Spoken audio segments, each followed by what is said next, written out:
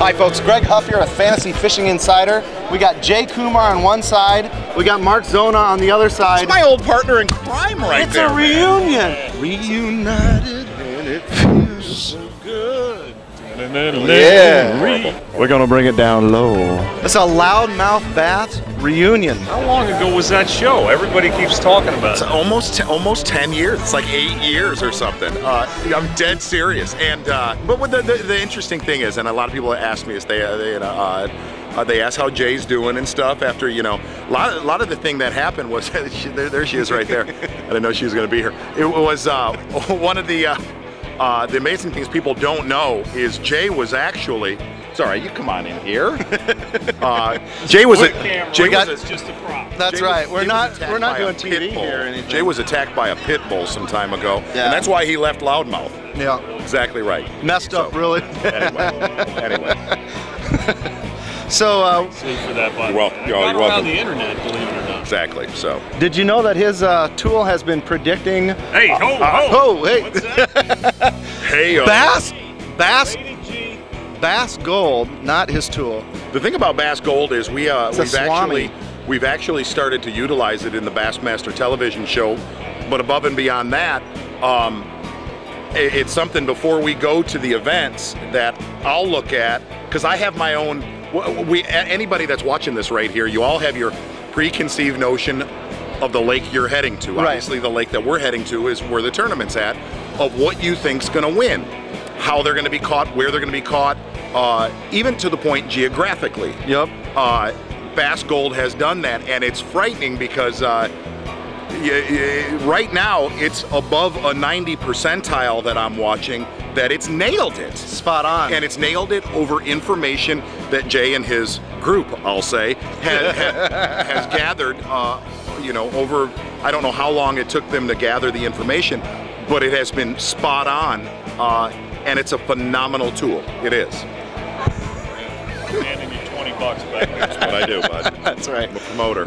Well, let's talk about Oneida, where the Elite Series is going to finish the regular season. Let's talk. You said you first look at the, you know, when we first look at the tour stop, you think, well, you've got your own memory of what it's going to take to win it, where it's going to be won, and then we can go back and we can talk to Jay about what Bass Gold's going to say it's going to do. Well, I've covered a number of Elite Series tournaments on Oneida, and really paid attention to the opens there. Is smallmouth, it's weird because predominantly when you go to Thousand Islands, smallmouth play more of a factor there. But when you go to Champlain and you go to Oneida, smallmouth are almost they're exactly. Right. The only time that they were not a temptation was when Jeff Creed almost won the tournament against Chad Griffith a couple years ago. Yep.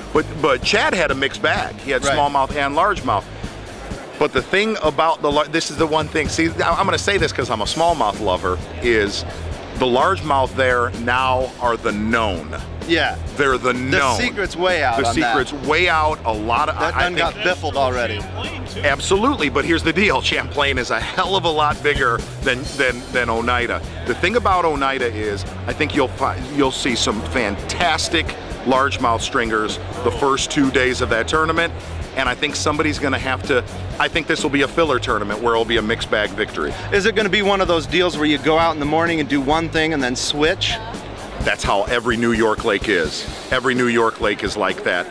And for the reason why, a lot of the New York lakes are so versatile. And one of the weird things about Oneida that you don't see on other New York lakes, they actually tend to act more like largemouth.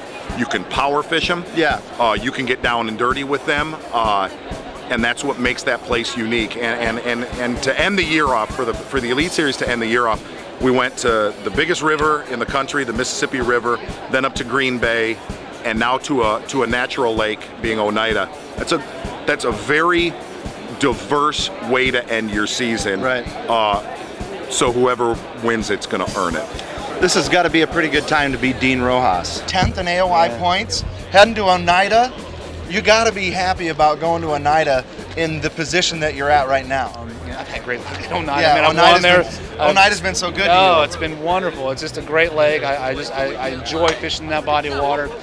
It's always treated me well. Can't wait to fish next lake in Oneida, though. It's going to be a lot of fun. Pretty good time to beat Dean Rojas.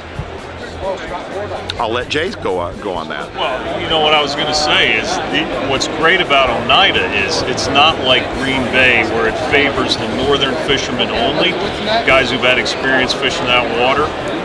This is a tournament that almost like the Upper Mississippi could be won by anybody. Right. You know. Right. You could be winning it fishing any number of techniques. So I think that makes it a lot more fun to watch. Those Florida guys, when they're fishing Mississippi in that grass, they said, we feel right at home doing this. Absolutely. Well, it's just because the fish live 13 inches of water and less. Right, exactly. For the simple fact of that. But you know what? I say this I get burned by Oneida every time we go there, and when we're doing hooked ups and stuff like that. I always say largemouth will run out, and it seems like they never do. But I think they'll get a lot more pressure this time around. Bucket A guys, the marquee guys, who do you like? Who's in the bucket? Everybody that's in the top of the Angler of the Year standings. It's been, the way the buckets are set up now, it's straight Angler of the Year, so you go from the top to the bottom. Well, look, Kevin Van Dam, I mean, he's got to knock it out of the park in this tournament to win Angler of the Year. 7th right now in Angler of the Year points. Mathematically possible. It's going to be pretty hard to make happen, but we're gonna, I'm gonna give it my best. I'm gonna go to Oneida and give it the best that I can. So what is it sounds like Oneida is a place where you can catch them a lot of different ways, and you can go with largemouth, you can go with smallmouth. Is it going to take a combined bag? Almost every time we go there, you got to have some of the green ones in your bag to do real well. There's not many 4-pound smallmouth there, and there's a lot of good sized largemouth. So I'm going to try to mix it up. I'm at a place in the points where I basically could not even fish the tournament and still qualify for the Classic. Right. So I've got nothing to really lose and everything to gain. So I'm going to go for the win. I'm going to practice for both, for largemouth and smallmouth, and try to win that event. Of your competitors, who's going to be tough for you to beat there? Well, Rojas is always good there. He's won there before. He catches them every year. Mathematically still possible, but very difficult. Well, if anybody can do it, he can do it. And if he's going to get mad enough, I'm going with him. Other than that, it's hard to overrule people like Chapman or Randy Howell or guys who've just been consistent. I mean, it's kind of honestly a crapshoot. You don't know. I think one you got to watch in Bucket A is Fairclough, just because he got his lunch fed to him the last time we were at Oneida. In fact, looked at me and said it was the worst tournament. It was the worst bass fishing tournament he had ever fished. But looking down into Bucket B, Aaron Martens is he's gonna catch him there. I like Oneida, and Drop shining again? I really wish largemouth didn't exist in that lake. I wish there was no grass, and I wish it was all smallmouth, because I love smallmouth fishing. I always do really well in smallmouth tournaments. But obviously it's dominated by largemouth. And if you've ever been there, if you go there, you think smallmouth, and it's real clear, and the largemouth fishing you wouldn't think is that good, but if you keep plugging at it, you catch them. So I think if a guy can mix it up, if a guy can figure the smallmouth really good and figure the largemouth out decent, get a big bag or a big largemouth, I think he can win the tournament. I don't think it's been a lot of mixed bags. I think it's always been a guy that's just found a largemouth and really focused on largemouth. But I think this year I'm going to try to focus on both and see what happens. He's going to catch him there. Yeah. And he'll focus on smallmouth and still be somewhere in the top 15. What amazing comeback after starting out the way he did, and now he's in the top 20. I don't know if he's in the top 15, but he is knocking on the door of the top 15. I mean, what a comeback. And really what I saw him do in Green Bay, I fished those, it's weird, I fished those lakes my entire life, and it just amazes me to get in his boat and to pick his brain, how you can take somewhere like Green Bay, that is Green Bay, dude, and find not dozens, but hundreds of spots in 2 days. He's so impressive to watch. Yeah. Let me highlight that. Okay, what that proves is throwing a plug to something that Bass Gold shows, is that lakes of similar types, no matter where they are, will fish similarly. Right. So he hasn't been up there, right? Right. But he knows how to fish deep in California, deep in Texas, and deep in Alabama, wherever he is. He's just applying that knowledge, and it works. The old bass is a bass is a bass. A bass is a bass is a bass, and will act the same way. I got to say though, I'd have to look at who's in the rest of the buckets though, but somewhere I know Crete's in bucket B, but Crete's going to catch him up pretty well. And the one thing I'll say about Bass Gold that it's done for me, I don't have to do homework anymore. Hey, yo. Mike McClelland sitting at like 35th in Angler of the Year points, right around there. Needs to do well here to ensure himself of a classic. You gotta like him in his bucket. 35th right now in Angler of the Year points, and that's just on the little bit wrong side of the bubble for qualifying for the classic.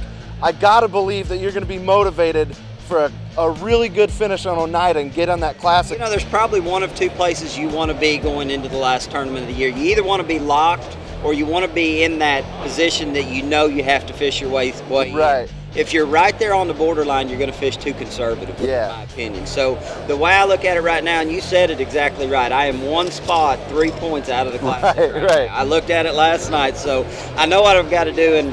And really going into Oneida, I mean, I've had some really good finishes up there. When I fish to go up there and be, you know, to have a good tournament. I've gone up there and gambled a time or two and tried to catch largemouth the whole tournament and had some failures. But I've gone up there and mixed it up, catch some largemouth, catch some smallmouth.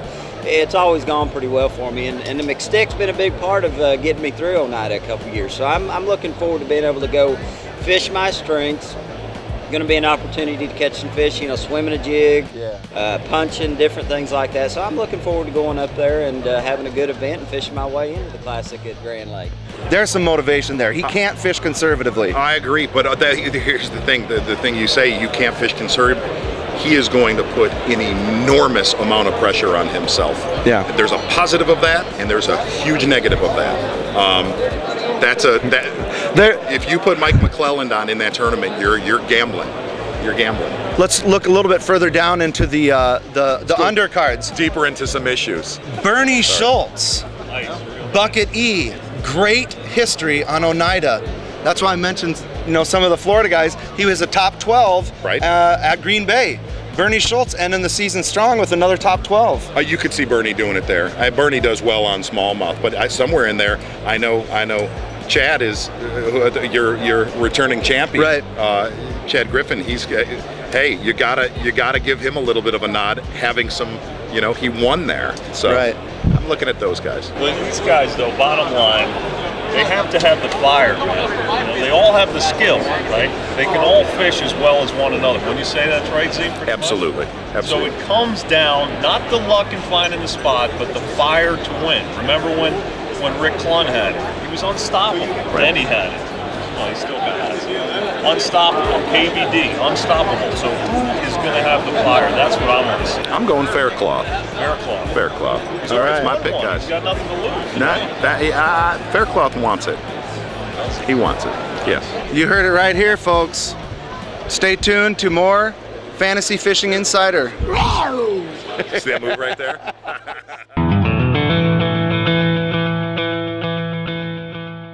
There we go. Your hair is on fire awesome right now. His? Yes.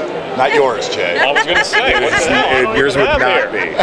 Let me do that. Thank you. There we go. Thank you. We all got our all access slammy. Without that, they would not know who he is. Thank you. I'm official.